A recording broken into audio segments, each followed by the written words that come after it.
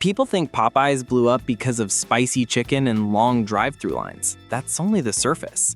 The real story begins with a man who made one risky decision on a day when his future was falling apart. That one choice changed not just his life, but America's food culture. His name was Al Copeland, and his journey is wild, bold, and full of moments that feel almost unreal. To understand how Popeyes hooked the country, you need to hear how he went from a small shop that barely stayed open to a chain that pulled millions of people toward the taste they didn't even know they wanted. And before we get into the rise, we need to step into the world he grew up in, because that world shaped every flavor, every idea, and every risk he took. Al Copeland didn't grow up with wealth or support. He sold donuts as a kid just to help his family survive. He learned early that if you wanted something, you had to work for it. No shortcuts, no long breaks, just steady effort. He later got a job at a small restaurant where he learned one thing that stayed with him for life. People bond over food that makes them feel something. Not fancy dishes, not expensive meals, just simple food that tasted honest. But that lesson didn't pay his bills. He tried opening a small chicken shop. The place was called Chicken on the Run. The food didn't excite people. The seats stayed empty, and each day felt heavier than the last. One night, after closing, he realized he was running out of chances. He decided to stop playing safe. He wanted a flavor that could punch through the noise and hit people in the gut in a good way. That moment pushed him toward a secret he wasn't supposed to use. And this secret opened the door to the rise of Popeyes. And by the way, feel free to hit that subscribe button. Thanks. Al wasn't a trained chef. He didn't come from a long line of cooks. What he had was access to the food culture of New Orleans. Bold flavors ruled the streets. Spices filled the air.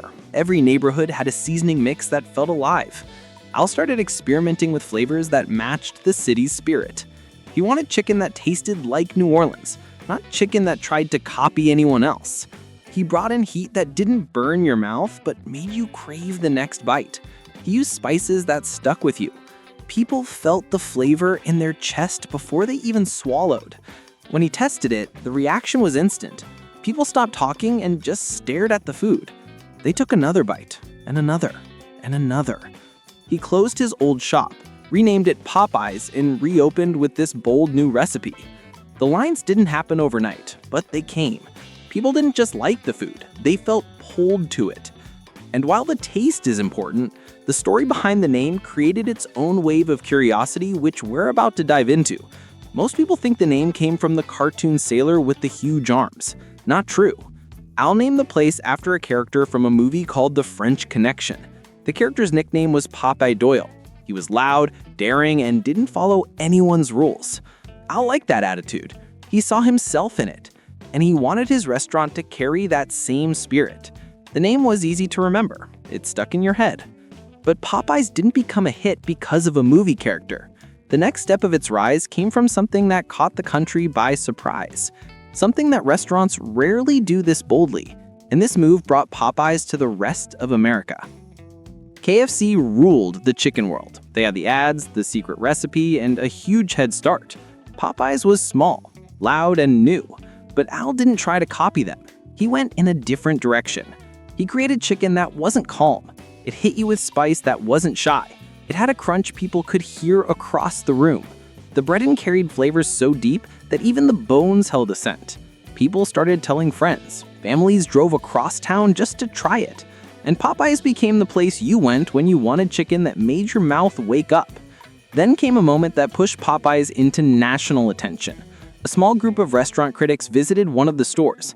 They tasted the chicken and said something bold. "This may be the best fried chicken in America." That single line changed Popeyes.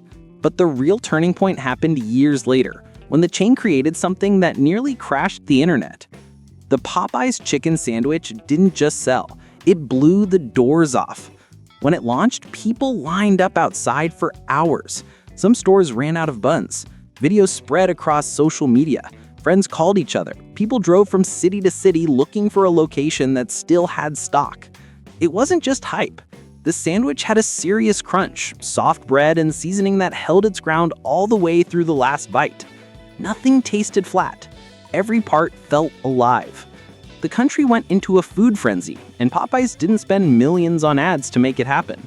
The customers did the talking. This moment sent Popeyes into a new chapter. The chain became part of American culture in a way it never fully reached before.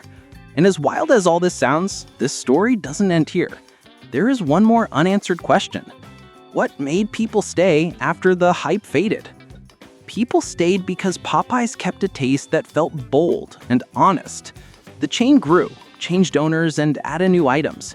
But the heart of the brand stayed true to that moment when Al Copeland decided to take a risk inside that failing chicken shop.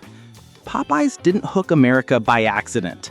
The rise came from a flavor that carried a story, and that story kept people coming back long after the excitement settled. And the deeper you go into the history of fast food, the more you find that each chain has a hidden tale that shaped the way we eat today.